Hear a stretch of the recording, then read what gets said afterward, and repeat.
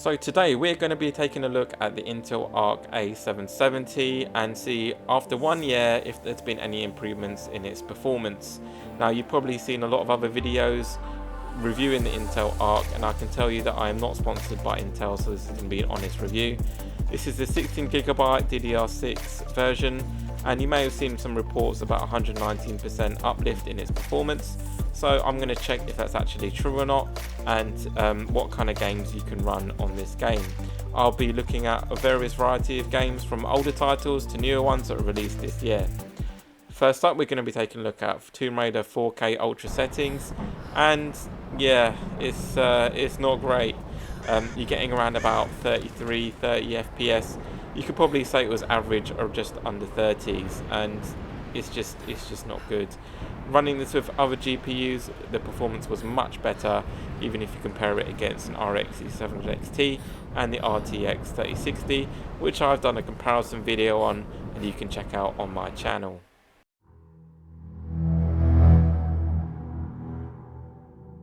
Now taking a quick look at Battlefield 5, Ultra settings 4K, and again, the game kind of doesn't run that great, and it does struggle. I mean, you're getting around about 50 FPS-ish, thereabouts, and to be honest, last gen AMD cards and even Nvidia cards, you do get much better performance and bang for your buck. And again, I think it's because of the DX, I believe it's 11, just doesn't seem to work well on Intel Arc cards. Now, doing a bit of a comparison between the A77 and an RX 6700 XT, you can see actually the RX 6700 XT outperforms the Arc A77 by around about 15 FPS, so you are going to get better performance out of that card, even though it costs around about the same price. Actually, the RX 6700 XT is around about $60 to $70 cheaper than the A77. Of course, the 6700 XT only has 12GB rather than the A77 having 16.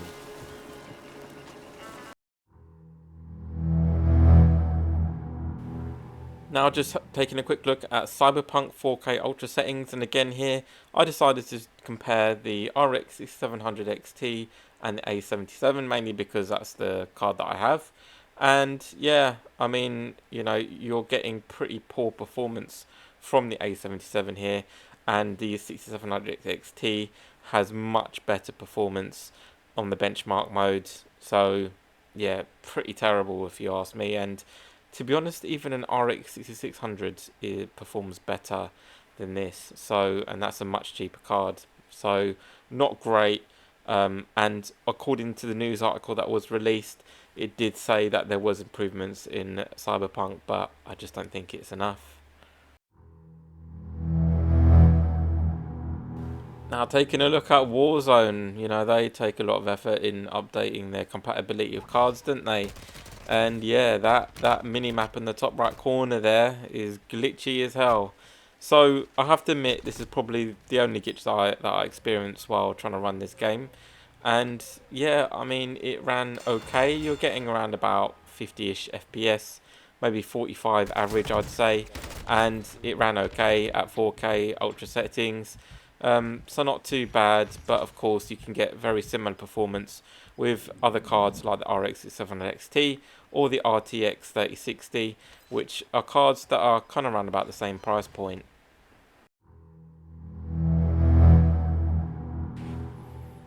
So looking at GTA 5 4K Ultra settings and the A770, I do believe, and if my eyes are tricking me here, I think it's performing slightly better. You're probably getting around about 10 FPS. Of course, with the RX 6700 XT, I am jumping into a car, and while I'm driving around, the frame rate does drop quite a bit, and I didn't do that with the A770. So yeah, I'm sorry about that. Might not be a direct comparison, but I think the A770 takes this crown for GTA 5. It's whatever they did to the drivers definitely improved this game by quite a margin. Now looking at a newer title that was released around about March this year, Hogwarts Legacy at 4K Ultra settings. And to be honest, the game ran well. It wasn't bad at all, and I was pretty happy with the performance on this game. You know, you were getting around about 50-ish FPS, maybe 60. It was kind of a little bit up and down at the beginning, but then it starts to stabilize out. But yeah, it ran really well. The thing I did notice, however, with this game was there was a little bit of screen tearing when you were playing it. So you can take that as it will. But otherwise, you know, it ran well. Nothing really to write home about. PUBG at 4K ultra settings, and I have to admit, I haven't played PUBG ever. In fact, actually, I probably played it a very long time ago, but I really enjoyed this game. Compared to Call of Duty Warzone, and you know, you can kill me if you want, I was a big Call of Duty fan, but playing this was just so enjoyable. I love playing this game. I don't know if they've done updates to this game, they probably have, but it's brilliant. You know, and I won the match, which was, again, a bonus. Anyway, back to the video. Yeah, around about 60-ish, 65 FPS. The game ran flawlessly. You probably could get a better performance out of some of the other cards, or very similar performance, but there's nothing really to complain about here. You know, the game stood on its own using the Intel Arc GPU.